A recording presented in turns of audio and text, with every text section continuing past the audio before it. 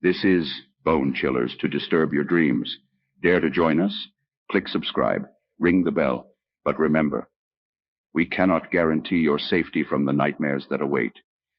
Prepare to be thrilled, chilled, and filled with a sense of dread you'll find nowhere else. Welcome to the darkness. We've been waiting.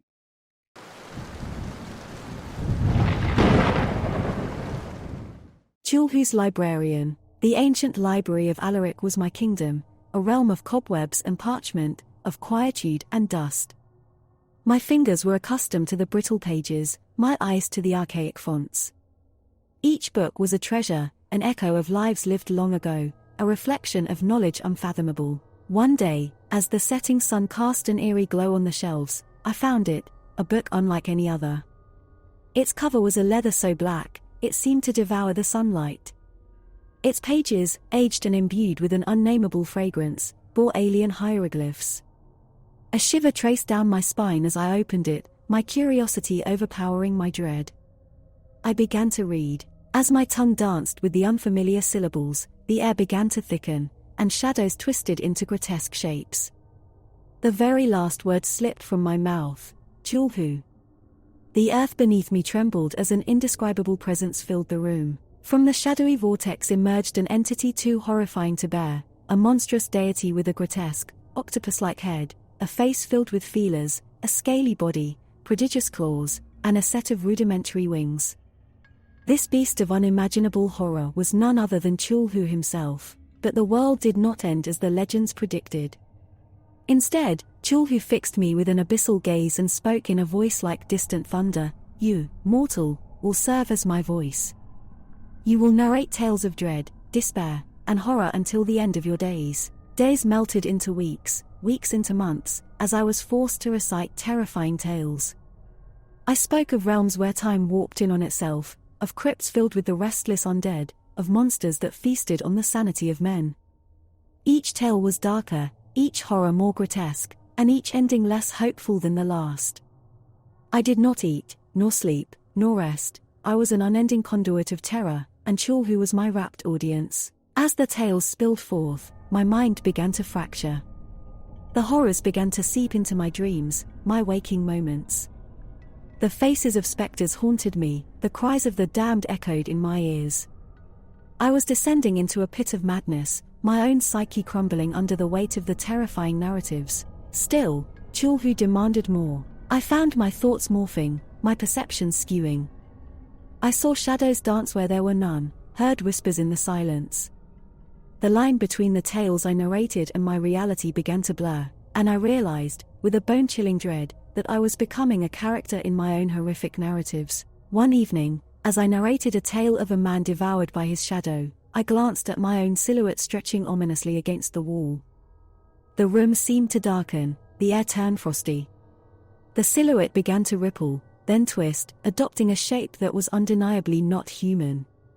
A shape reminiscent of the monstrous deity I had summoned from that cursed book. In my madness, I found a moment of clarity. The cycle must end. With shaky hands, I reached for the accursed book that started this all.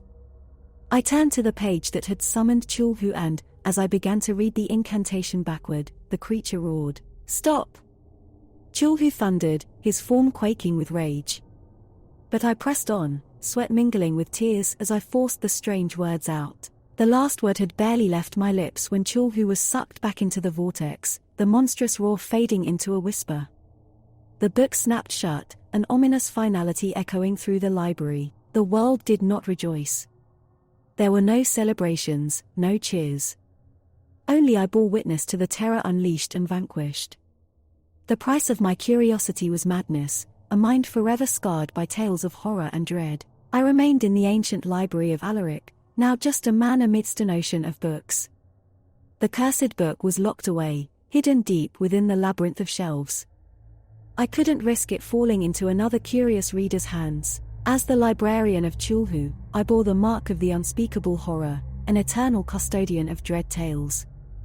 As for my sanity, it was the price paid for my curiosity, a price paid to save the world. But the echoes of those terrifying narratives, they still haunt me, shaping my reality into a continuous horror story. And perhaps, that's the cruelest fate of all, for what is a life, if not an unending tale of one's own making?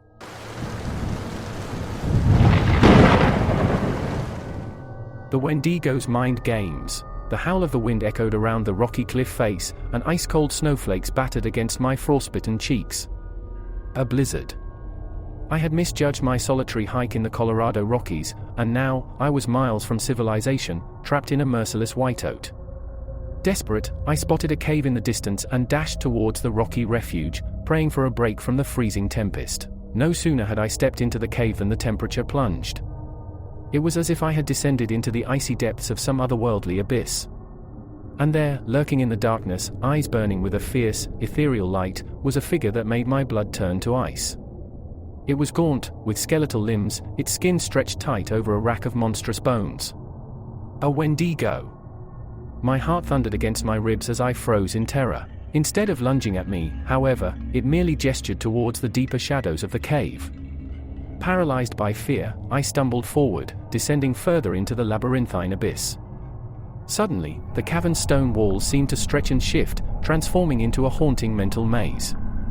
The Wendigo's dread-infused games had begun. Images flitted through my mind, vivid and horrifying. Decaying forests, animals rotting alive, the eyes of loved ones gouged out and replaced by hollow sockets. Amidst this nightmare, I found myself racked by an insatiable hunger.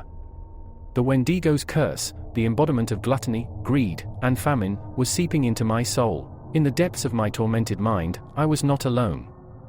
The Wendigo haunted my thoughts, its hollow voice whispering chilling tales of its previous victims. "You will starve," it hissed, "you will suffer, and your soul will belong to the eternal winter." Days turned into nights, then back into days, then nights again. Time twisted and twirled as if it had lost all sense, and the oppressive starvation gnawed at me. Yet, the Wendigo made no move to kill me, to end my suffering. It seemed to derive pleasure from my agonizing existence in this torturous labyrinth. "Fight," a faint whisper echoed in the recesses of my mind. "Fight and live." It was my own voice, feeble but determined. I clung onto that whisper, like a drowning man would cling onto a drifting piece of wood.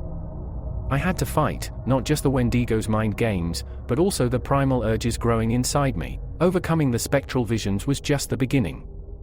The real challenge lay in battling the gnawing hunger, the unending desire to feast even on the unspeakable. Each passing moment was a war waged against my own instincts, now distorted by the Wendigo's malevolent influence. The Wendigo's taunts grew louder, more urgent, like a symphony reaching its crescendo. "Submit," it growled, "feast. Feast on the unspeakable. Embrace your fate." "Never," I croaked. The word echoed, bouncing off the invisible walls of my mind's labyrinth. It was a small act of defiance, but it seemed to stun the Wendigo. Its eyes flickered, and for the first time, I saw a hint of surprise. With renewed determination, I navigated the spectral maze. I followed the sounds of wind whispering through pine trees, the faint rustle of living, breathing wilderness. I concentrated on these threads of reality, pulling them closer, pushing away the horrors that the Wendigo conjured. Emaciated and trembling, I found myself standing at the mouth of the cave, the real cave. A blinding light seared my eyes, the dawn of a new day. I stumbled out into the snow, leaving the Wendigo behind. Its furious roar echoed from the cave, but it was too late. I had escaped its labyrinth, survived its mental torture. The blizzard had calmed into a gentle snowfall. Cold, yet infinitely more bearable than the icy grip of the Wendigo. Exhausted, but alive, I began my long trek back to civilization. The Wendigo's mind games had left their mark, but so had my victory. Starvation, fear, and the spectral labyrinth had failed to break me. My survival was my final defiance, a refusal to succumb to the Wendigo's horrifying game. They say your true character shows in the face of adversity. Mine had been forged in the heart of a Wendigo's torturous maze, making me a survivor in the face of abhorrent fear and inescapable starvation.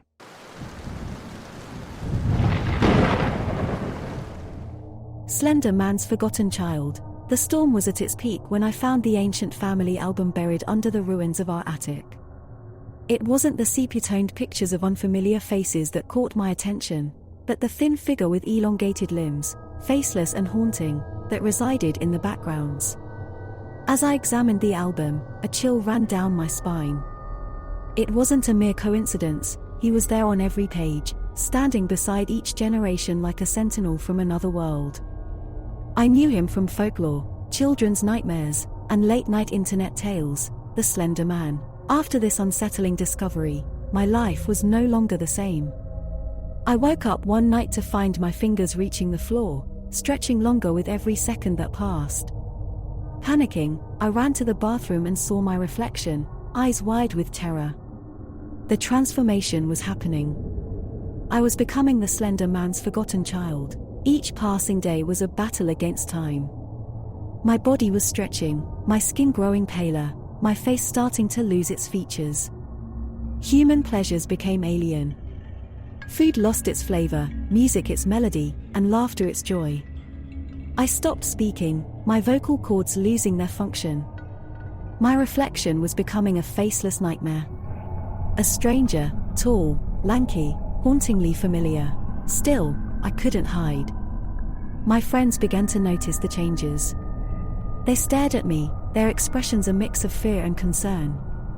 I saw the whispers, the speculation, and the worry that formed when they thought I wasn't looking. But what could I do? How do you explain to your friends that you are the spawn of an entity beyond human understanding? I researched.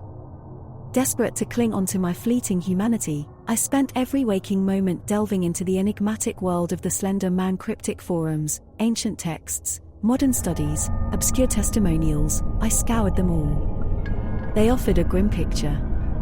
The Slender Man wasn't just a story, but a dark force, a creature from a plane of existence that humans were never meant to comprehend.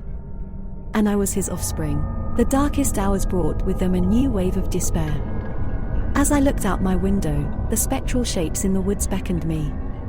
I felt a pull, an unspoken command from a father to his son. But I fought it with every ounce of strength I had, struggling to remember the warmth of my mother's touch, my father's hearty laugh, my siblings' playful squabbles. My desperation led me to a forgotten online forum thread. It spoke of an ancient incantation, one that was rumored to bind the Slender Man, an incantation born of love and fear, composed by a mother desperate to save her child. There was no assurance it would work, but it was my only hope. Every night, I recited the incantation. I chanted it under my breath, I screamed it into the wind, I whispered it into the corners of my room, clinging to the last vestiges of hope. Slowly, I could feel something change. It was slight, but present. My fingers shortened, my skin regained some color, my face, although still vague, started regaining its features. But my ordeal wasn't over. Every step I made towards humanity, the pull from the woods grew stronger, the shadows darker, the whispers louder. My humanity was a flickering candle in the endless night. As I repeated the incantation, my memories of laughter and sunshine, of my family, my human family, gave me the strength to resist. I did not stop. Days turned into weeks, then months. My appearance stabilized. I was caught between two worlds, partly Slender Man's child, but also human. I was a specter to my friends, a curiosity to the world, but at least I was still me. The incantation had its effect. On the day I walked under the sunlight, with a face that could smile, eyes that could cry, and a heart that could feel, I knew I had triumphed. The Slender Man's forgotten child had fought for his humanity and won. The pull from the woods was still there, faint, but I was no longer helpless. I had my incantation, my memories, my humanity. Life wasn't easy, but it was mine. I embraced the sunlight, savored every bite of food, every note of music, every beat of my human heart. And every time I felt the darkness creeping in, I would recite the incantation, remember my human life, and smile. After all, being human was a battle worth fighting for.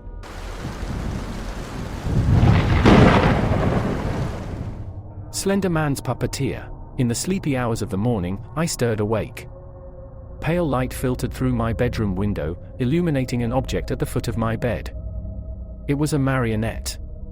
Its wooden body was painted an ashy white, and its spindly limbs ended in knotted black strings.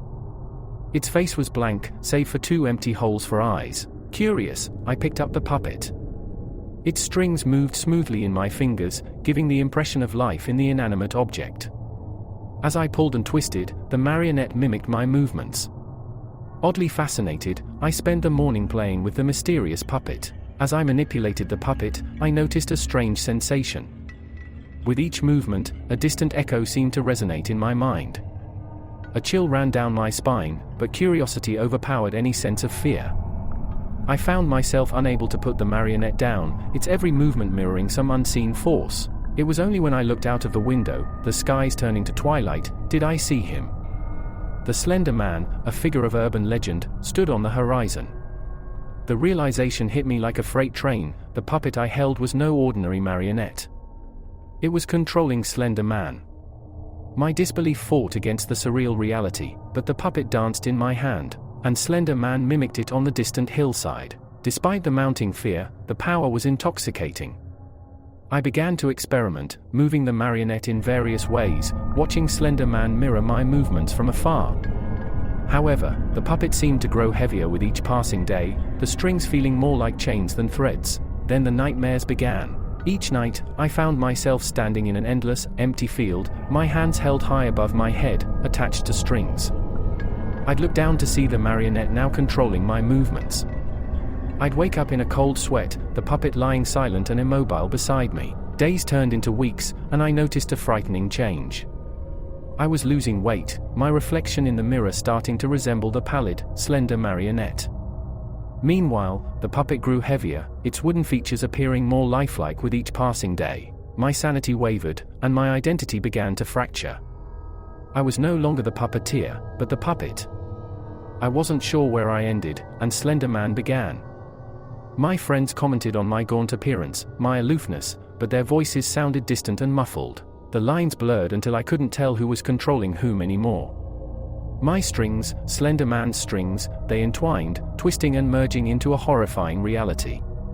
I was no longer me, and Slender Man was no longer an entity controlled by a marionette.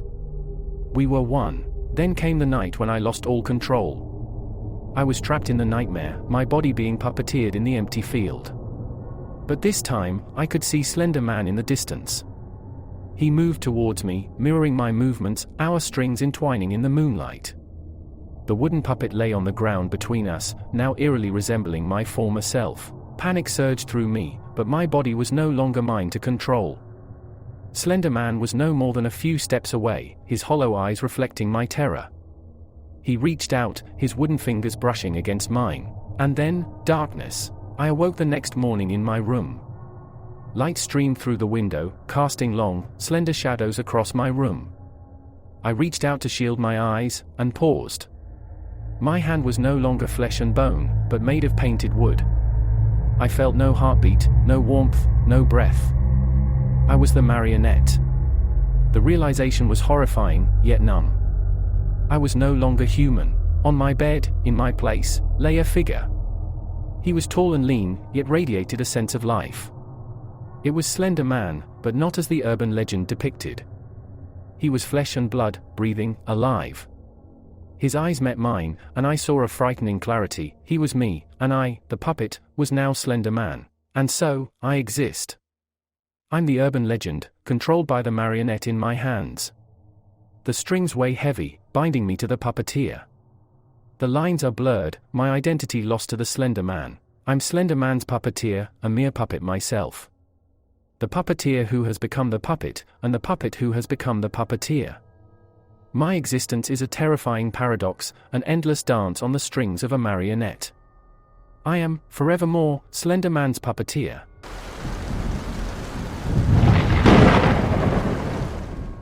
Slender Man's writer. Ever since I could remember, I'd been drawn to the strange and unexplainable. My passion crystallized in my horror stories, especially those featuring my version of Slender Man.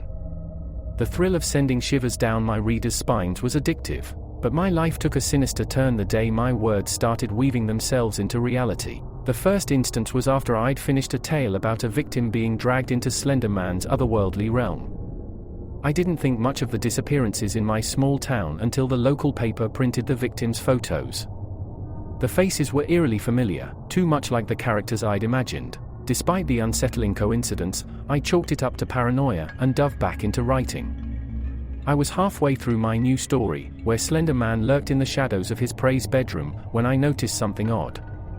My words started changing. They rearranged themselves, warping into more sinister sentences, drawing the Slender Man closer to his victims faster than I intended. I woke up that night to a sharp chill in my room. A tall, shadowy figure stood at the foot of my bed, watching me with faceless intensity. Panic seizing my heart, I blinked hard, hoping it was a dream. When I reopened my eyes, it was gone. After that, writing became a harrowing task. Every sentence was a tug of war, my words against the sinister influence that sought to direct my stories. Despite my struggle, each tale ended with another victim falling into Slender Man's chilling grasp. The news of another local disappearing only added to my growing dread. I became desperate to break the cycle. I needed to find a way to write a story where Slender Man was defeated. I poured all my energy into crafting an elaborate tale of his downfall. But as the story unfolded, the narrative began to twist itself, as it had done so many times before. Instead of being trapped, Slender Man was only growing stronger, feeding off my terror. As I wrote the climax, the room's temperature plunged. Shadows writhed on the walls, coalescing into the towering figure of the Slender Man. My hands shook, but I forced myself to type out the final sentence. Slender Man would not be victorious, but the words on the screen twisted, morphed. Slender Man falls became Slender Man calls. An icy hand reached out from the shadows, brushing against my shoulder. I let out a strangled scream, falling out of my chair. In the deafening silence that followed, a realization struck me. The Slender Man was not a creation of my stories were his creation. I was his scribe, the channel through which he made his horrifying existence known. Each word was a beacon, each story a doorway inviting him into our world. If I wanted to end this nightmare, there was only one thing left to do. I had to stop writing. I unplugged my computer and buried my notebooks. Relief washed over me, but it was short-lived. The news reported a sudden drop in local disappearances, but that only meant Slender Man was no longer contained within the pages of my stories. The shadowy figure still haunted my dreams, a faceless specter lurking at the edge of my consciousness, but I was no longer his writer. My words had stopped bringing him into the world.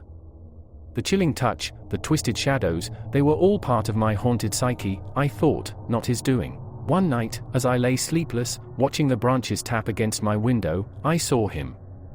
The silhouette was unmistakable, the absence of face even in the dim moonlight. "Leave me alone," I whispered, pulling the blanket over my face.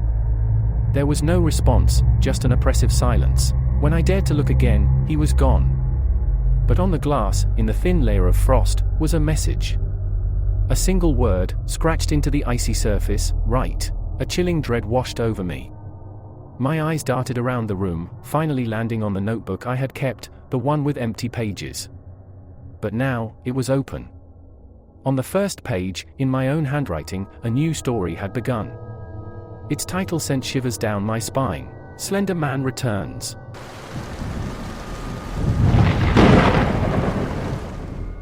Thank you for watching, and remember, the darkness awaits. Until our paths cross again, stay fearful and stay subscribed.